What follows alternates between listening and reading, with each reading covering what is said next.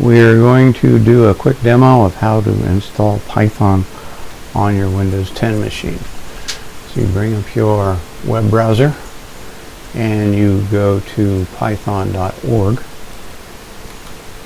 and you download the latest version, and what you want is it actually comes up and it says what you need. This is the latest version, and I'll download for Windows, and I'm just going to hit save file, and then we can see it being downloaded right here, and close that one. So once this is done, I can say show my downloads. There it is, and I can double click on this and it's going to install, and it says upgrade now, and that's fine. I'll just say upgrade, and there's a little button that flips that comes up. It didn't happen on mine because I've already got it installed. It says add Python to your path. Makes your life easier if you say yes. And so what we're doing is we're waiting for this to install. I can close my browser, and then I will show you a little hint that on your machine you can go to this PC, right click on properties, and it tells you if you're on a 64-bit or a 32-bit processor. Notice that I'm installing the 32-bit version. 32 will work on 64, but not the other way around. So you cannot install 64-bit on a 32-bit machine. And once this is still loading, I'll show you another little trick that comes in handy. Is that in your Windows Explorer there is something called View, and notice this file name extensions. I like to run with file name extensions so I know what kind of files I'm working with, because when you do things cross-platform, for example, you may get a file from a Mac and it's a .pages file, and there's nothing on Windows that reads a .pages file. So file name extensions also makes it easy for you to find your programming code in .c or C++ or .vb, or in our case .py.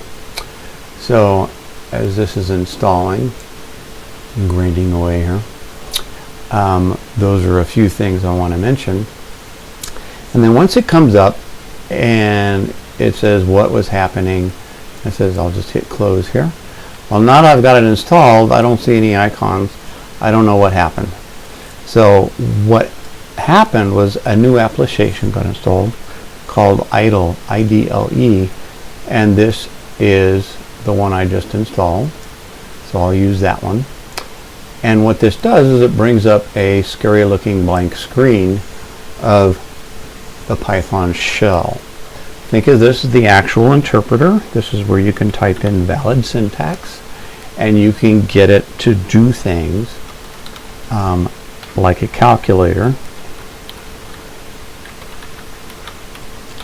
and it will actually do things for you, but it doesn't save it. So if you want to write a program and you actually want to save a program, you click on File, New File. Okay. Now once we have our new file here, you see this notepad-like editor.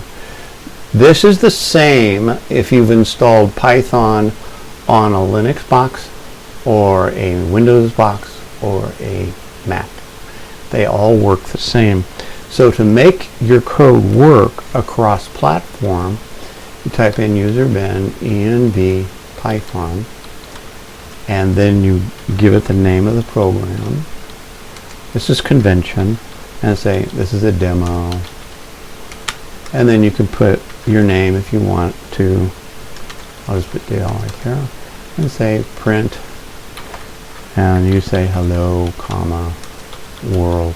This has been used to teach programming since the early days, and there's my first program. So notice it says untitled, so I need to save it and give it a title. A couple ways to do that. So I'm just going to say run it by hitting F5, and it says it's got to be saved. I said, okay, let's put it on my desktop, and I will give it hello.py.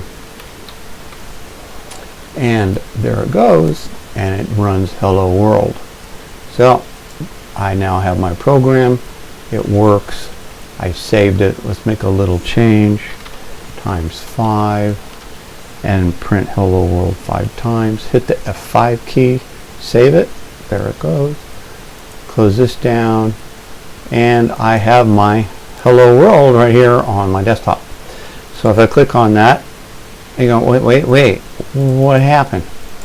It's broke. No, it's not. This is perfectly good functioning. This is how we fix this little quirk. This little quirk is when we have things running in both the GUI and the command line, we need to kind of compensate. So here we simply say input, press any key to continue. Just like in the old days of MS-DOS. So now when I hit this, save it and run it, you notice it says stop.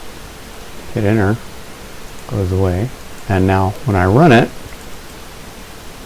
now you can see it actually ran, and then it goes away.